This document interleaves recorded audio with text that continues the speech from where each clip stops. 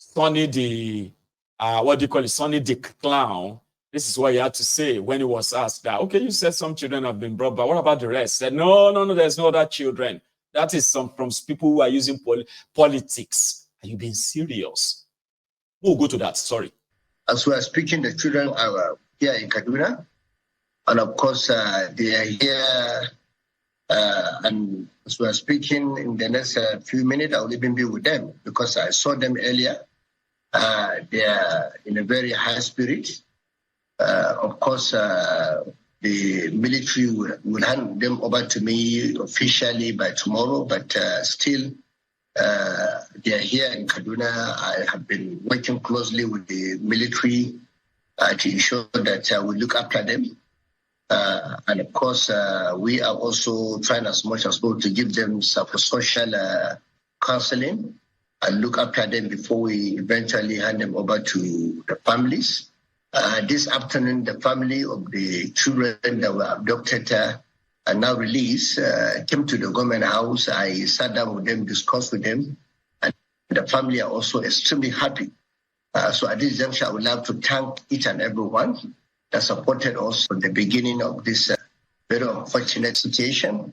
I want to particularly extend my appreciation to President Bola Ahmed Tinubu, the National Security Advisor, the service chief, that is the chief of army staff, the chief of the air staff, the chief of the naval staff, as well as the inspector general of police and the director general of the SSS. All of them supported us, and I'm happy today the children are back home safely. And of course, like I said, they're in high spirit. We have looked at them, and the doctors are looking after them right now. The psychologists are looking after them as well as a lot of other people who are looking after them. So they are in high spirit. We thank God. And of course, for me, that is more important than anything. Our children are back home safely. And we thank God. Give us an understanding. 287, those are the figures that we know that were taken from Kuriga 2 weeks ago. But how many do we have? Do we have all the 287 now? There was nobody that ever confirmed that the children were 287. Of course, as the governor of Kaduna State at the beginning, of course, I visited the community. Nobody came with any specific figure, but as a governor, I listened to most of the media coming up with figures, and I knew even at that time that the figures were not correct because I have been interfacing with the school authority. We have the register, we have everything, we have the record in Kaduna. So, but you see, at that critical time, I didn't want to join issue with anyone in terms of numbers. What is more important to me as a governor is the self-return of the children. Today, I'm happy they are back safely. They're in high spirit. But those numbers were just figment of some people's imaginations, which they just went to the media and reported that the figures were that. Of course, I remember when I visited the community on that very day, of course, some people within the community who have no records just came out and said that the figures were 280 something, 87, thereabouts.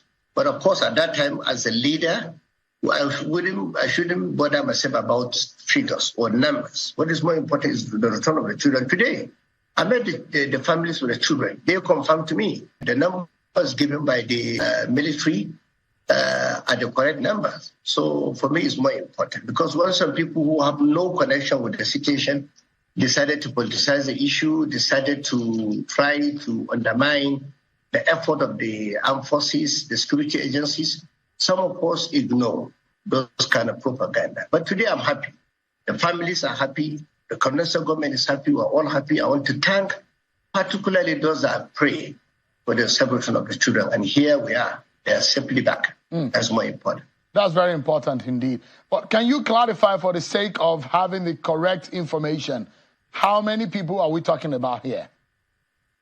Of course, if you listen to what the Nigerian army said, exactly 137 children were released, and that is a number. But I can say here, sadly, it's only one person that have not returned, and that is the teacher. And of course, that is a fact of the matter. But all the 137 children are safely back. We had an unfortunate incident that the teacher couldn't make it because he had some complications. He was sick. That was what the report we got from the military and the security agencies. But the rest of the children, all of them, have come back home safely. Nuisance, Lily. Did you hear that? I'm coming to the last statement too. This guy said, military told you, this was last night, yesterday, okay? This is not fresh, okay? This is not like today. He said that last night, all right? He said the military told him. Number one, he first said as the governor, that it was just somebody who had no real data. They are mentioned 287. And he, as a governor, he did not want to join issue with them. So he just let it slide. And since that time and now, he had no clue how many children were taken. Until last night, when he said the military told him that they only saw 137. Okay? That they confirmed that it's only 137 children they found. And he believed the military. So anybody who is saying anything else, is trying to politicize it. You know, Nigerian politicians, every time you ask them or you tell them to do their job, they will tell you you are bullying them. Why are you bullying us? Why are you trying to politicize it? Why are you politicizing this thing? Say, are you mad? We're asking you to do your job. Do your job. And when you don't, then you are called out. Which one is the politicizing it? You are playing politics, incompetence, and all of that with the lives of with the lives of children. Baba, that is unforgivable. Nobody should ever forgive that. But this is why a lot of us will never forgive all those criminal politicians in Nigeria. You have no forgiveness for them anywhere here. Okay? Because, I mean, the hottest part of hell should actually be reserved for them.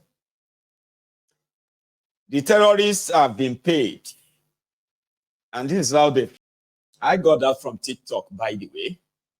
To a lot of you who might think that Mayegun likes to exaggerate and exaggerate, they are playing Ludo with the lives of your children. And the children of the ones they have been playing with in northern Nigeria deserves to know they will do the same thing in the rest of Nigeria very soon. Your children will be taken from their schools. Okay? And on your behalf, they will use your state resources to pay the terrorists. On TikTok, if you go on TikTok, go and search for the Fulani terrorists or bandits on TikTok. You will see them. There are many there. They are always flexing with the ransom money that you are hearing all this while. Go on TikTok. They are not hiding it. Because I told you here, I said Nigeria is not looking for them. No security agent is looking for terrorists in Nigeria. Okay, they are only putting up a show once in a while to make all of them just the things say, oh, we still military, yes, so military seeded this place. These guys are not hiding. Okay, they will kidnap people, collect ransom, collect their phones, call the family members, call everybody. Nobody is looking for them. So once they kidnap and they get paid, they will release the children. The Nigeria police may say, oh, we have rescued them. Nalayo. Oh, we have rescued them. The military will tell you, oh, we have rescued them. Nalayo. So if you rescue people from kidnappers, where are the kidnappers? Did you just tell them to continue going or continue their business? Because it's a lie. I'll show you how they have now dressed up the kids. Prop them up together so as to show that Kaduna state government rescued them, Nigeria military saved them, and Nigeria government is going to take care of them.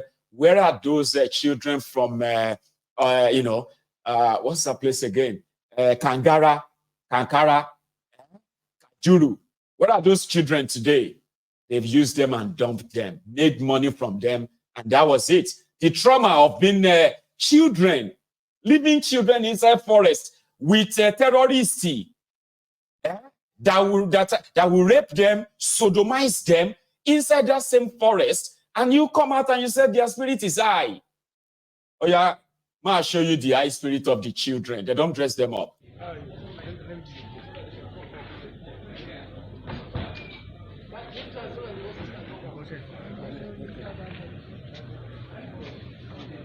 Lock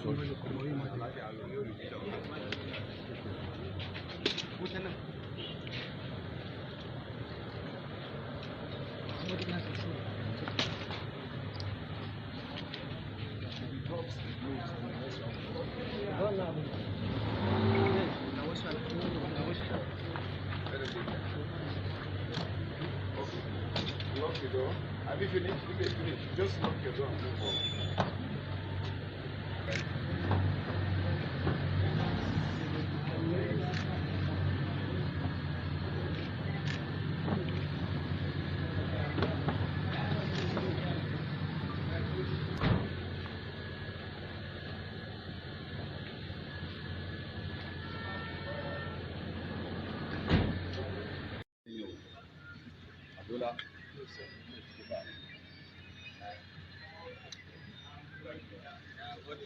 Sir, fine, sir.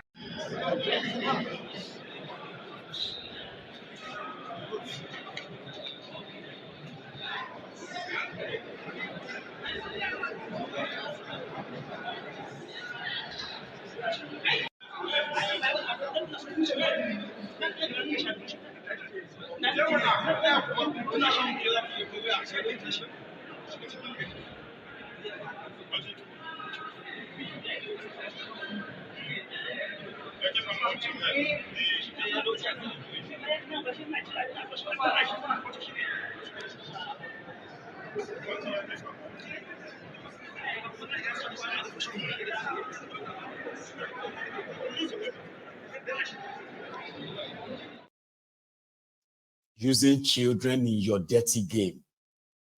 Eh? That you cannot actually keep the children out of all of this.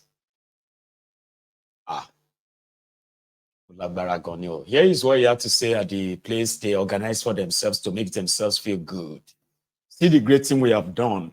We just rescued the kidnapped school children. See great job we have done. Make themselves feel good about themselves. I want to also make one observation here before I conclude my own remarks. When this incident happened, some of us have been very, very encouraged with the effort of the security agencies because we are working with them closely and they've been sharing a lot of intelligence with us, and we're also supporting them with information. That is why we're here today with our children. But I want to also caution our insecurity merchants and complete merchants in Nigeria to be cautious with utterances. Since the return of our children in the last 2 days, or yesterday evening when I was able to visit them, a lot of people have been spending a lot of time coming with permutations on how these children were released, what happened. For us in Kaduna, what is more important is the safe returns of our children. We're happy they're here with us. That is more important. And I want us to please continue to support our armed forces and the entire security agencies in our own country. They are doing extremely well. Today, the children are here.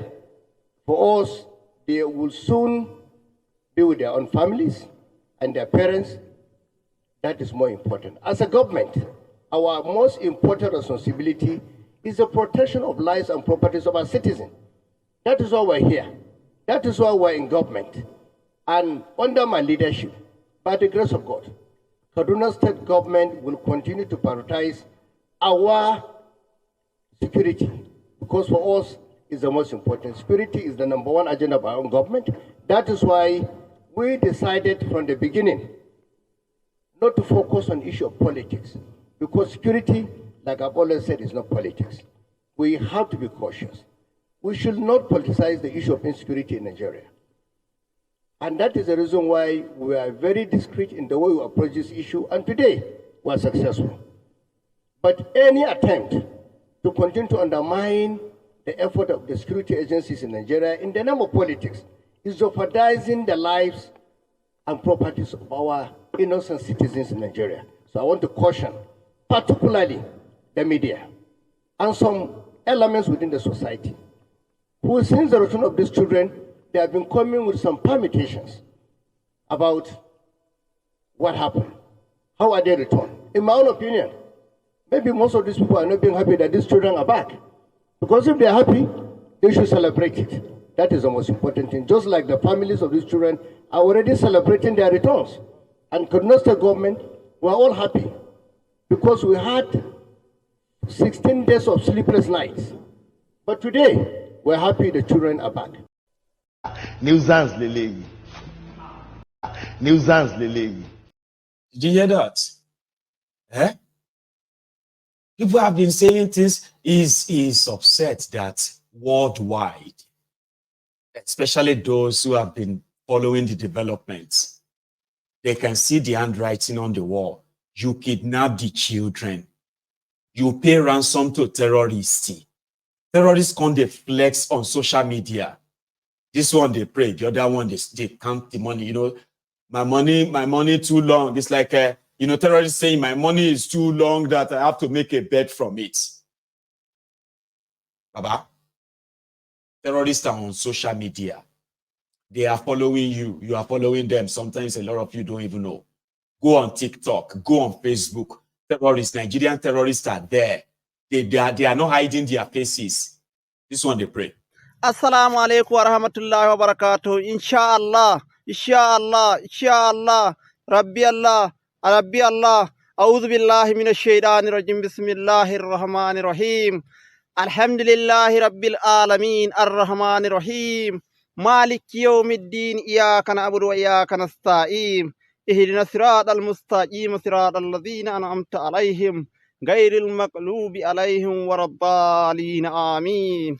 ألم نشرك لك صدرك ورضعنا عنك وزرك الذي أنقض ظهرك ورفعنا لك ذكرك إنما العسر يسرا فإنما العسر يسرا فإذا فرغت فانصب وإلى ربك فارغب اللهم صل على سيدنا محمد الفاتح لما أغلق الفاتح ناصر الحق بالحق والهادي إلى صراطك المستقيم والهادي إلى صراطك المستقيم وعلى آله حق.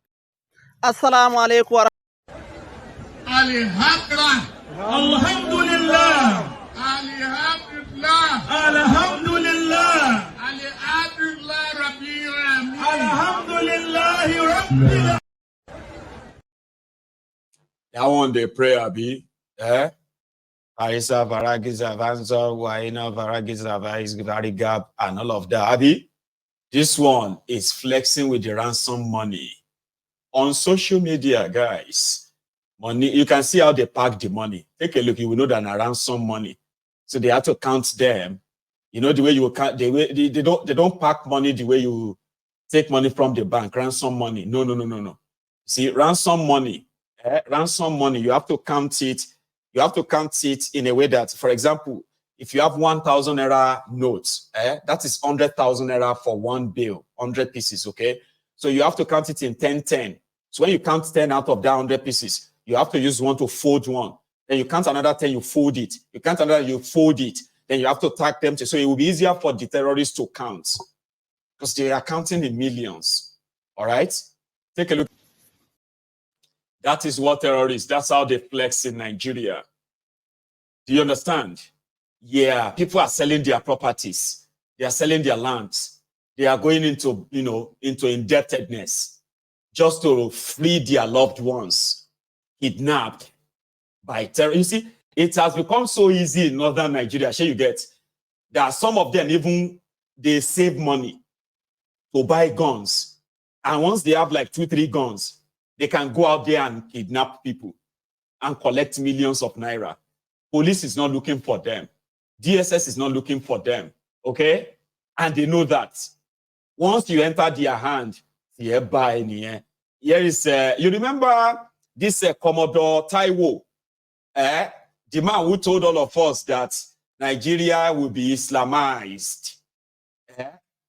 It was he working for DSS or, you remember this Commodore now? Intelligence and IA or so, right? I'll show you. Let me ask from the staff from the governor. I don't trust them. I was in Saple.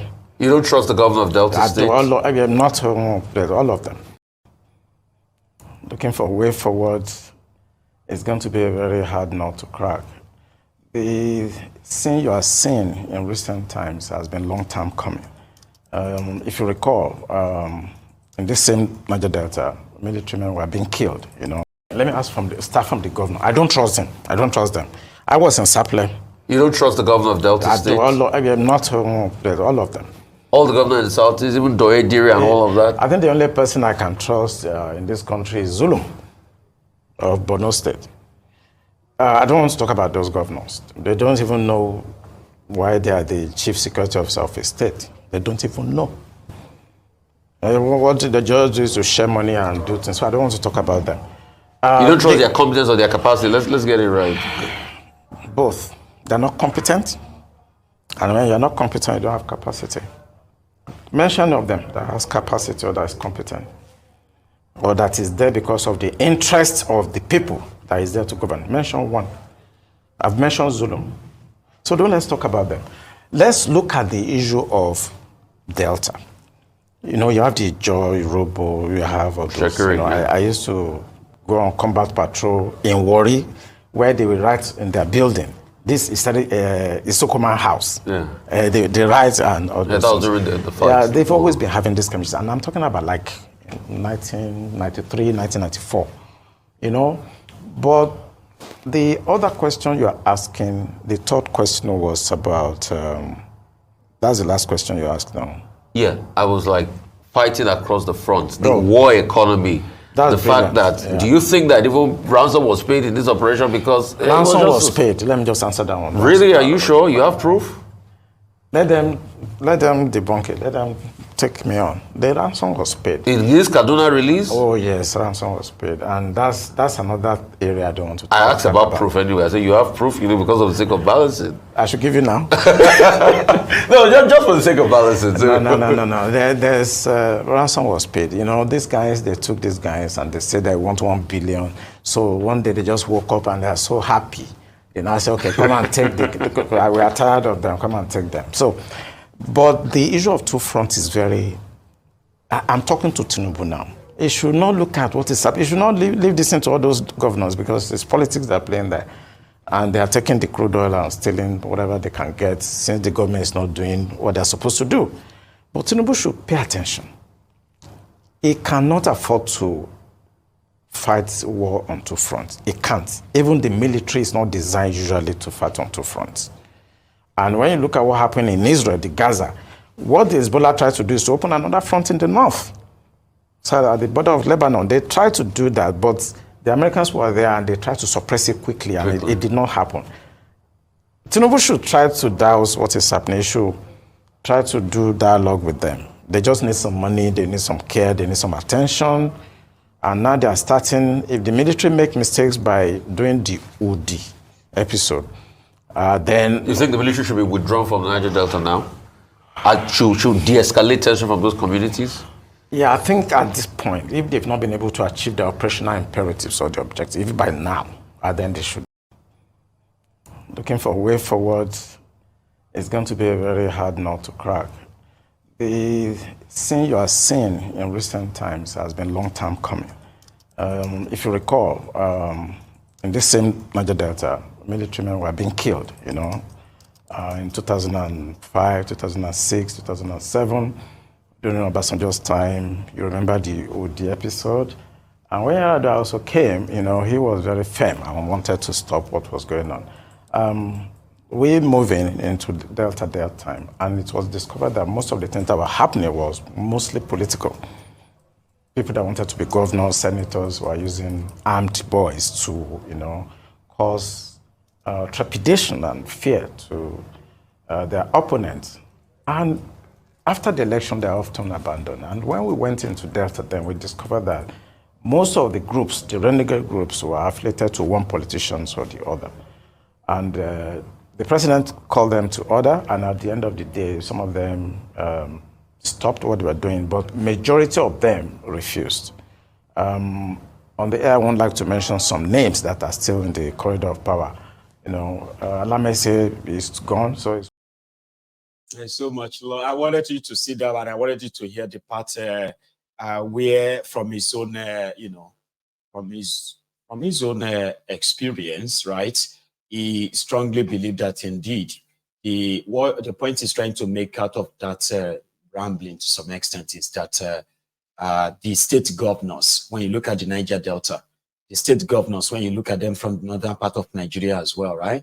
Majority of them are not really interested in anything security or whatever. And if they get themselves involved, it's simply on what they are going to make out of it. I heard that somehow, the old Commodore is now possibly like